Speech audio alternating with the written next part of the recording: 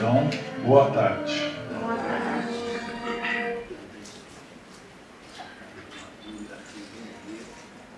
Então, esperando com paciência, alcançou a promessa. Essa é a entrada do Palavra de Vidas Eternas, capítulo 68, que é uma passagem de Paulo aos Hebreus. Então, quando a gente pensa que numa única frase, a gente tem ali duas virtudes consagradas, que é a esperança e a paciência. Você imagina num livro do tamanho da Bíblia quantas passagens que falam exatamente sobre essas questões, que são as virtudes que nós temos que procurar alcançar na nossa vida e nos desfazendo dos vícios que a gente carrega. A paciência e a esperança, que a nossa tomada se chama aguardemos, são duas virtudes que são necessárias para que você seja capaz de aguardar o que cada um de nós veio fazer aqui. Então, quando a gente não tem paciência, quando a gente se afoba nos passos da nossa vida, a gente costuma cometer mais erros e entrar por caminhos que não são bem aqueles que a gente escolheu um dia antes de encarnar. Então, o que acontece com essa questão? A pessoa impaciente não consegue graduar a esperança dela e nem as outras virtudes dela. Enquanto que uma pessoa mais virtuosa, quando ela começa a juntar e a perceber as virtudes e trazer para ela essas virtudes, ela começa a ver que esse crescimento se torna exponencial, não é? Se você é uma pessoa que é paciente e esperançosa e corajosa, você já tem mais alcance que a pessoa que é exclusivamente paciente, mas que não carrega a esperança. Porque a esperança é uma condição que está muito ligada, é uma virtude que está muito ligada à fé. Quando você tem a esperança, do verbo esperançar, você vai... Essa esperança ela é alimentada pelo que você acredita que vai ser o que vai acontecer se você seguir aquele caminho. Então, muito bem, se você é uma pessoa que tem a esperança no coração de que trabalhando, plantando uma semente na determinada hora em que chover, aquela semente vai germinar e vai vir uma árvore, e aquela árvore vai frutificar ou vai florir, é necessário que você tenha paciência e aguarde o tempo certo de cada um desses pontos ocorrerem. Ora, você não pode simplesmente fechar o olho, abrir o olho e falar, aqui vou colher meu fruto. Funciona assim. E é uma ilusão achar que isso vai acontecer, porque não vai acontecer. Tá certo? Então, você vai lá e vai pegar a sua sementinha, vai preparar o seu solo e vai plantar aquela semente. Já aquele tempo, já tomou um tempo e um trabalho seu. Ótimo, você vai regar aquela planta, para que aquela planta, que aquela semente germine. E depois que a semente germinar, você vai ter que cuidar daquela árvore por algum tempo. E só depois de todo o tempo passado, então você vai lá e colher o seu fruto. Então, você percebeu que você teve que trabalhar, que você teve que esperar, que você teve que ser paciente, que você teve que cumprir aquelas regras que são necessárias para viver. E isso é em todos os aspectos da nossa vida. Em tudo assim. A simplicidade para o entendimento é muito pequena que a gente tem que ter.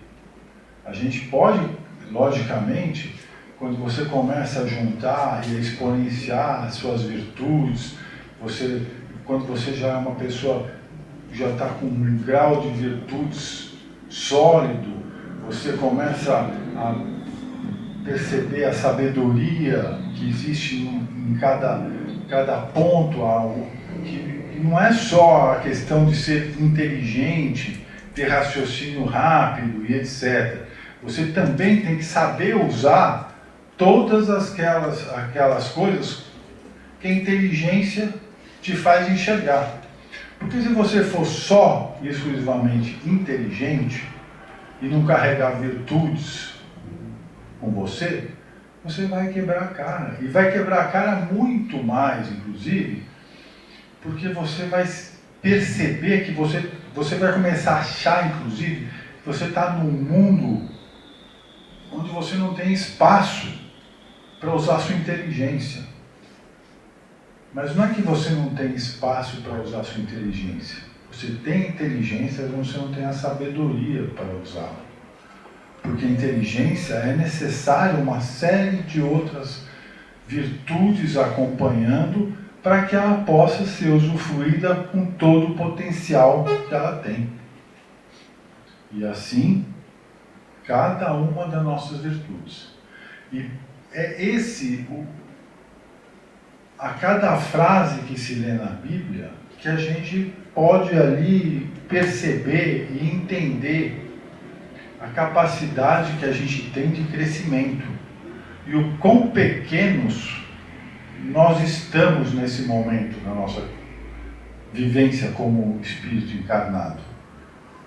Né? Quantas coisas que a gente não tem o menor conhecimento que está acontecendo, quantas coisas que a gente já ouve falar há tanto tempo e não percebe, ou quantas coisas que a gente percebe mas não tem a concentração e o foco para olhar e desenvolver aquilo ali.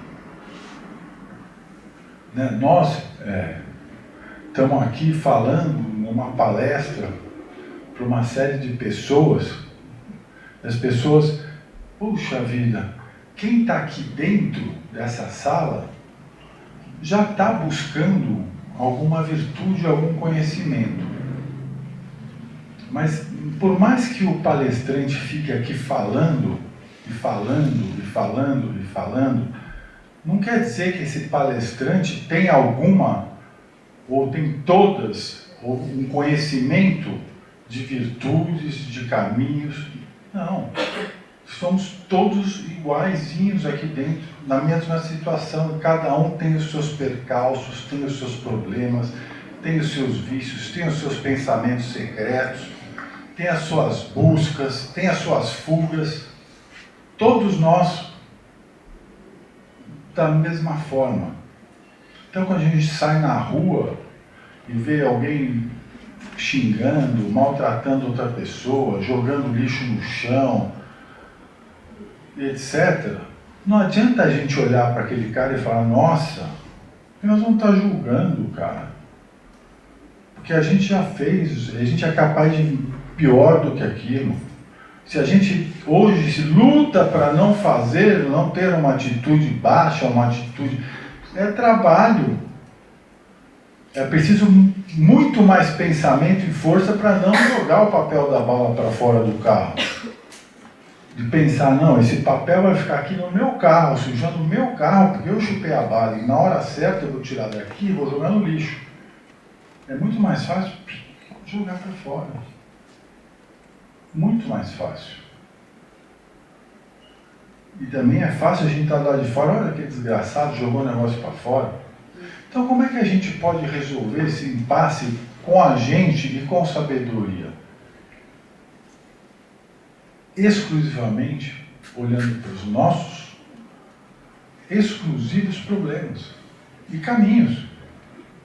Não julgar o outro cara ali que ele está fazendo a coisa do jeito que você está achando errado. Porque você teve uma educação que te ensinou a não jogar o papel para fora. Existem pessoas que não tiveram essa educação, não tiveram a menor educação sobre absolutamente nada, porque não tiveram tempo para se educar, porque elas tinham que comer, elas tinham que encontrar comida em lugares que a gente nem imagina, né? Teve que se agasalhar de formas que a gente também não consegue perceber para a vida que a gente está vivendo, para a gente poder estar aqui no CRE, sentado numa poltrona gostosa, com ar-condicionado, ouvindo um palestrante falar.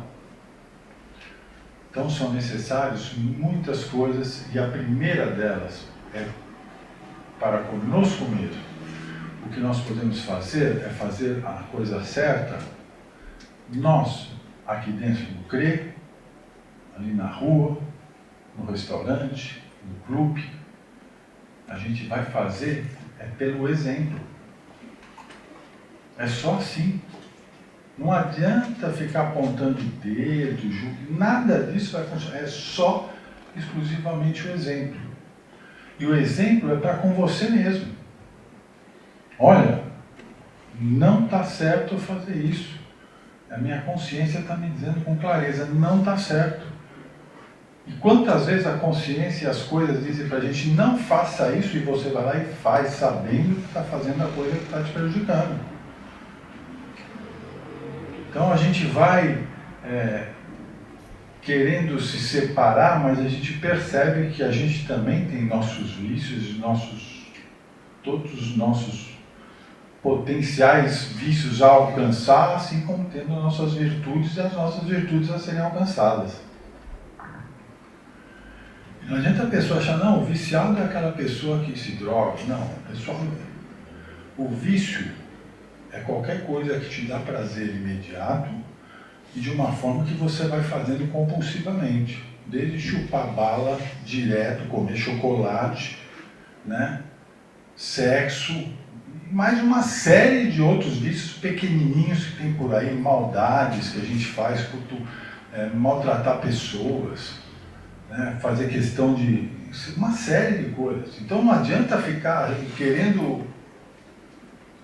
A gente só encontra o caminho através da nossa própria consciência, de conter os nossos próprios impulsos malignos em favor daquilo que a gente tem de bom a oferecer para o mundo.